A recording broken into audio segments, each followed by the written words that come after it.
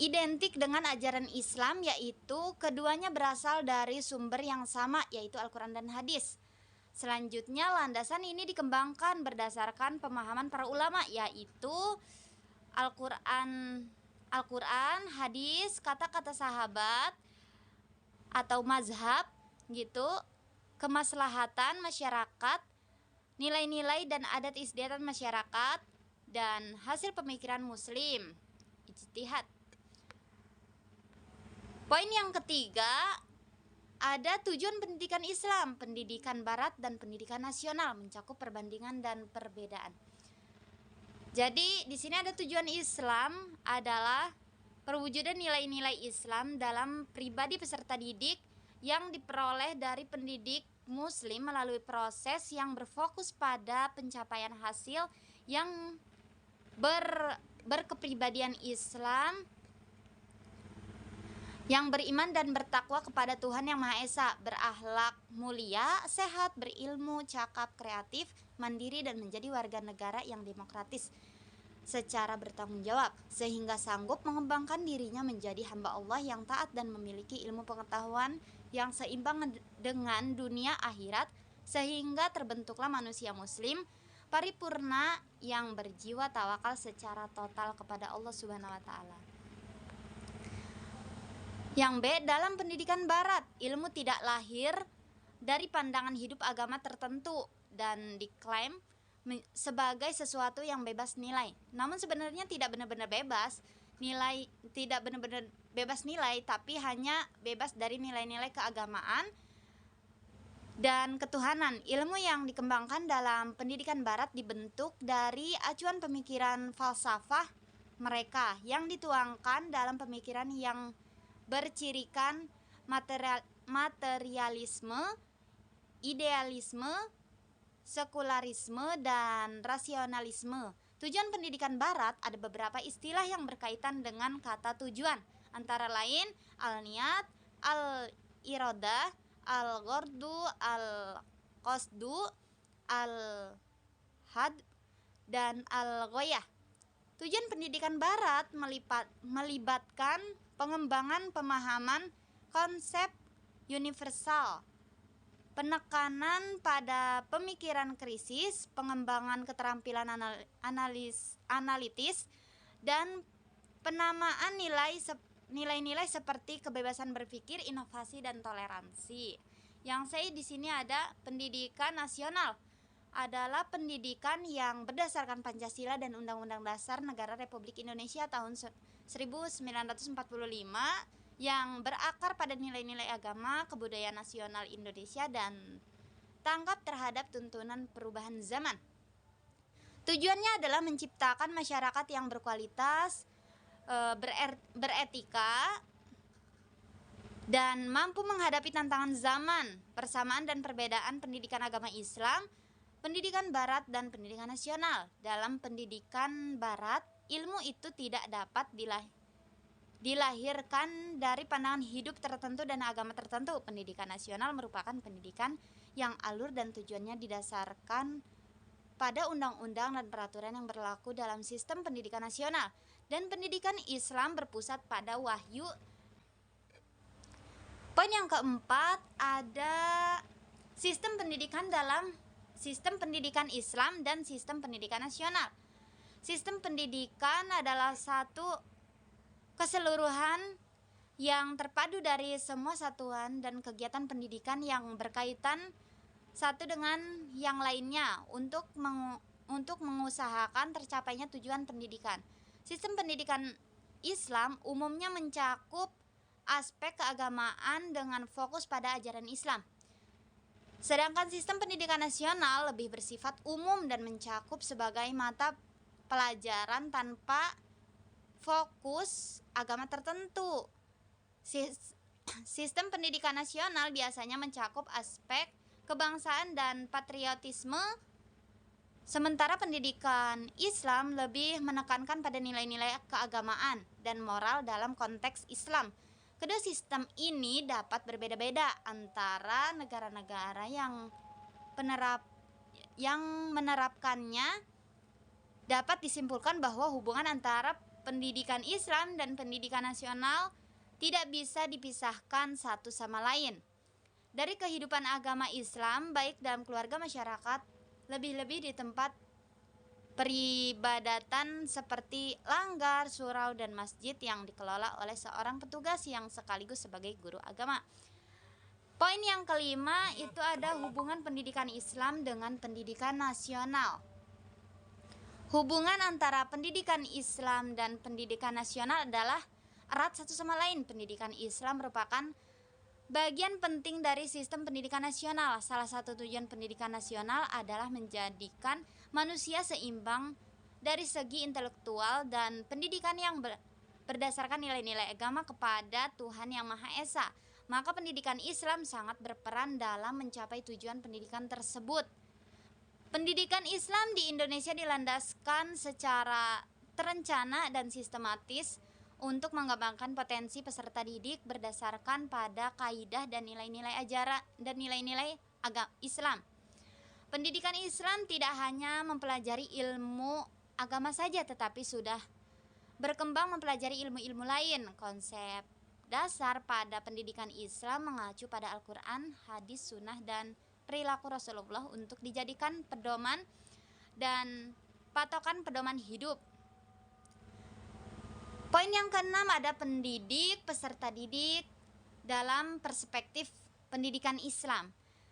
Jadi secara umum pendidik itu adalah orang yang memiliki tanggung jawab untuk mendidik. Sementara itu secara khususnya pendidik dalam perspektif pendidikan Islam adalah orang yang bertanggung jawab terhadap perkembangan peserta didik dan mengupayakan perkembangan seluruh potensi, baik potensi efektif, kognitif, maupun psikologis sesuai dengan nilai-nilai ajaran Islam.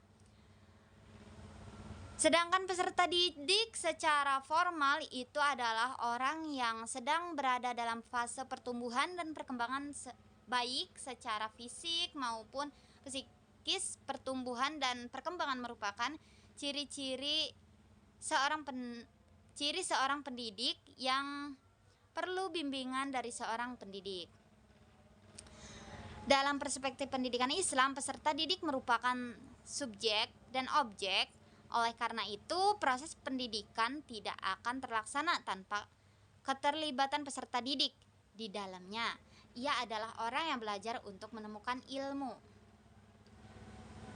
Poin yang ketujuh ada asas-asas dan batas pendidikan Islam. Ilmu pendidikan Islam ialah proses yang dilakukan secara bertahap, berjenjang, terencana, terstruktur, serta terus-menerus tentang pengetahuan dan nilai Islam kepada peserta didik melalui upaya pengajaran, pembiasaan, bimbingan, pengasuhan, pengawasan, dan pengembangan untuk mencapai kesempurnaan hidup.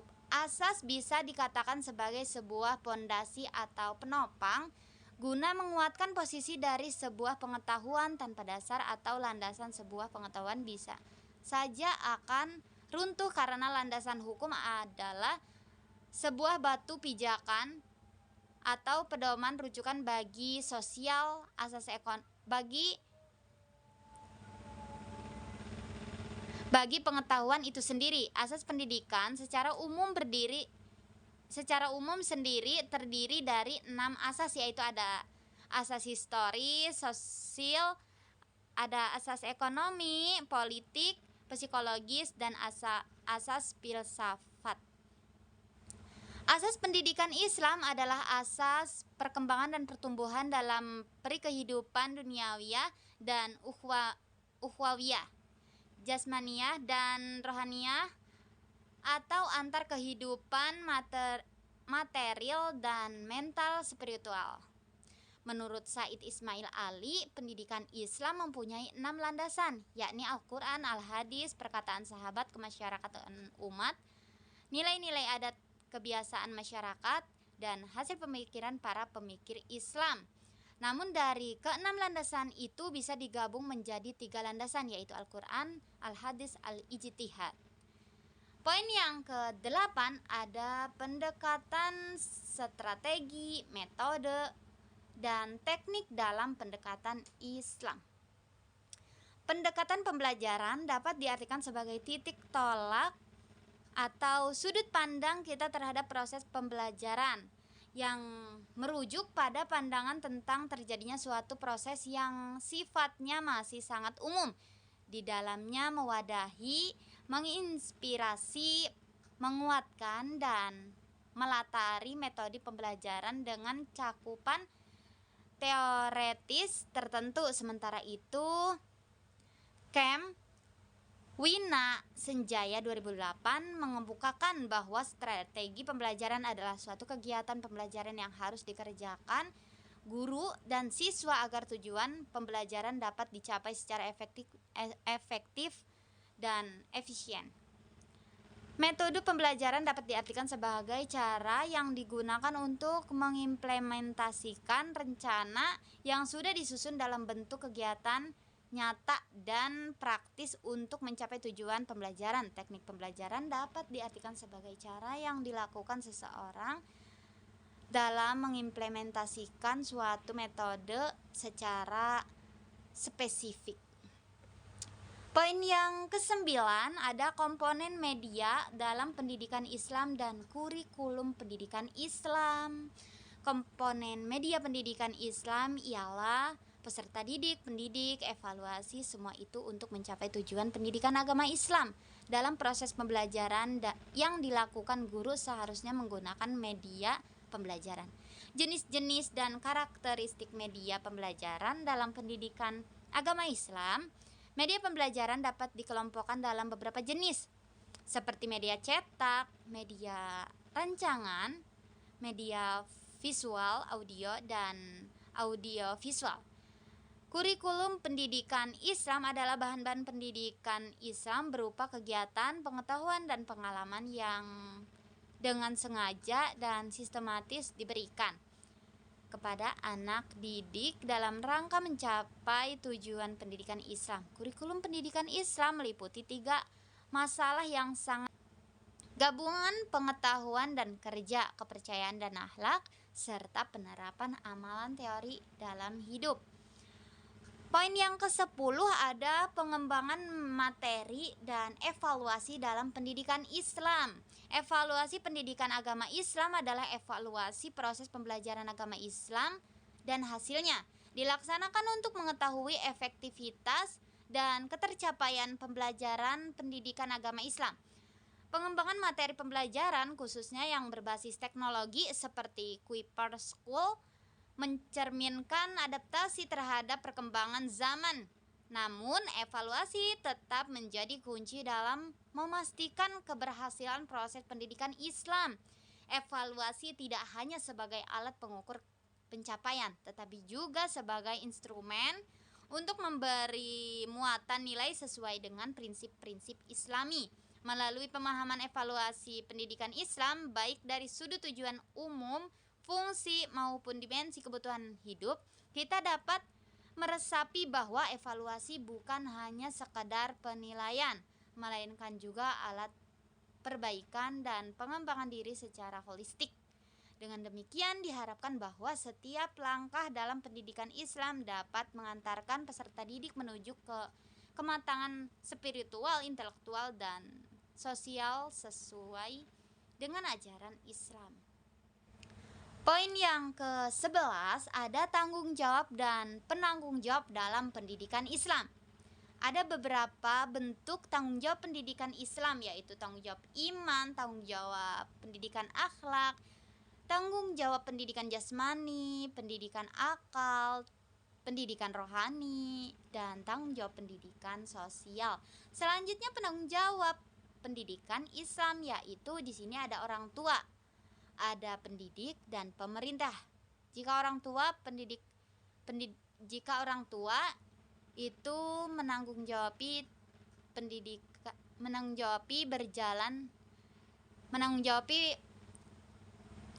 bentuk tanggung jawab pendidikan berjalan dengan baik, maka penanggung jawab pertama dan utama bagi anak didik di dalam keluarga adalah orang tua. Yang kedua ada tenaga pendidik. Sama halnya dengan orang tua, tenaga pendidik juga memiliki tanggung jawab atas berlangsungnya proses pendidikan dan pengajaran. Yang Tiga, itu ada pemerintah. Pemerintah merupakan penanggung jawab pendidikan agar pendidikan di Indonesia berjalan dengan lancar. Yang poin ke-12 itu ada sistem pendidikan Islam di Indonesia dan permasalahannya. Sistem pendidikan Islam adalah seperangkat unsur yang terdapat dalam pendidikan yang berorientasi pada ajaran Islam yang saling berkaitan sehingga membentuk satu kesatuan dalam mencapai satu tujuan. Sistem adalah suatu cara dan langkah yang tersusun secara terpadu untuk dapat digunakan dan dilaksanakan dalam suatu usaha dengan baik dan teratur. Sistem pendidikan Islam di Indonesia yaitu sekolah, madrasah, pesantren, pendidikan tinggi Islam, dan majelis taklim. Permasalahan sistem pendidikan Islam di Indonesia salah satunya dikarenakan oleh terjadinya penyempitan terhadap pemahaman pendidikan Islam yang hanya berkisar pada aspek kehidupan ukhrawi yang terpisah dengan kehidupan duniawi atau aspek kehidupan rohani yang terpisah dengan kehidupan jasmani. Oleh karena itu, akan tampak adanya perbedaan dan pemisahan antara yang dianggap agama dan bukan agama, yang sakral dengan yang profan, dan antara dunia dan akhirat. Poin yang ke-13, periodisasi pendidikan Islam. Harun Nasution membagi sejarah Islam ke dalam 3 periode, yaitu periode klasik, pertengahan, dan modern. Kemudian perinciannya dapat dibagi menjadi 4 masa, yaitu masa hidupnya Nabi Muhammad SAW sekitar tahun 571 hingga 632 Masehi. Yang kedua ada masa khalifah yang 4, Khulafaur Rasyidin, Abu Bakar, Umar, Utsman. Yang ketiga ada masa kekuasaan Umayyah di Damaskus pada tahun 661 hingga 750 Masehi. Yang keempat masa jatuhnya kekuasaan khalifah di Baghdad tahun 1250 Masehi sampai sekarang. Poin yang terakhir itu ada pendidikan Islam di era revolusi industri dan di era merdeka belajar.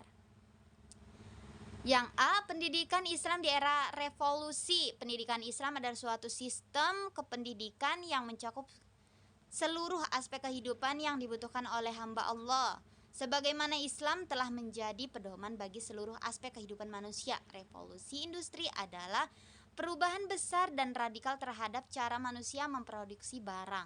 Perubahan besar ini tercatat sudah terjadi 3 kali, dan saat ini kita sedang mengalami revolusi industri yang keempat. Tantangan pada dunia pendidikan dalam menghadapi industri adalah penanaman nilai-nilai pendidikan yang perlu dikembangkan. Poin yang B, di era merdeka belajar. Merdeka belajar adalah kebijakan yang cukup relevan dan dianggap sebagai solusi saat ini yang tepat dijalankan. 4 pokok pelaksanaannya adalah terkait ujian sekolah berstandar nasional, asesmen, RPP, dan penerimaan peserta didik baru dalam perspektif hiperrealitas. Pendidikan Islam sebagai sebuah realitas belum sepenuhnya dapat secara otonom membuat distingsi sendiri terhadap konsep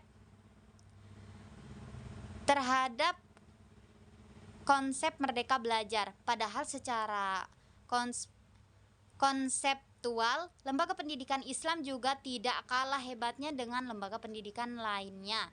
Pesantren sebagai lembaga tertua di Indonesia sesungguhnya telah terlebih dahulu menjalankan konsep merdeka belajar.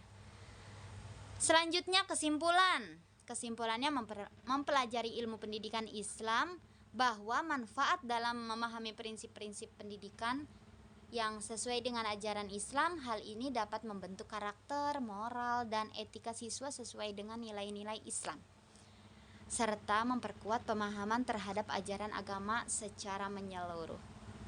Terima kasih atas perhatian dan waktunya. Apabila ada salah kata atau hal yang kurang berkenan, saya mohon maaf kepada Allah, saya mohon ampun. Sekian presentasi dari saya.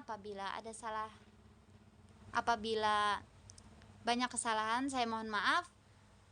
Terima kasih, saya akhiri. Wassalamualaikum warahmatullahi wabarakatuh.